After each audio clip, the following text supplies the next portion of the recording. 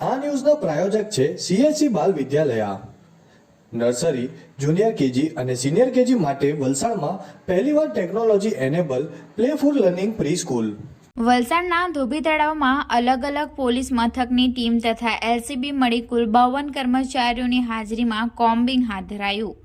વલસાડના ધોબી તળાવ વિસ્તારમાં આજરોજ Valsad city police, Valsad rural police, Dungri police તથા LCBની ટીમ મળી કુલ 52 કર્મચારીઓ તથા 5 અધિકારીઓ દ્વારા ધોબી તળાવ શાહપુર નગર વિસ્તારમાં કોમ્બિંગ તથા વાહન ચેકિંગ હાથ ધરવામાં આવ્યું હતું. વલસાડના સેન્સિટિવ વિસ્તારોમાંનો એક એવા ધોબી તળાવ વિસ્તારમાં એકાએક પોલીસ કાફલો ધસી આવતા અસામાજિક તત્વોમાં ફફડાટ ફેલાઈ જવા પામ્યો હતો. પોલીસની ટીમ દ્વારા ધોબી તળાવ વિસ્તારમાં ભાડાના રૂમો તથા ચાલીઓ આ સહિત દુકાનોમાં ચેકિંગ તથા વિસ્તારમાં અલગ અલગ એરિયામાં પાર્ક કરેલા વાહનોની યોગ્ય તપાસ તથા પ્રોહિબિશનના ગુના શોધી કાઢવા માટે તપાસ કરવામાં આવી હતી.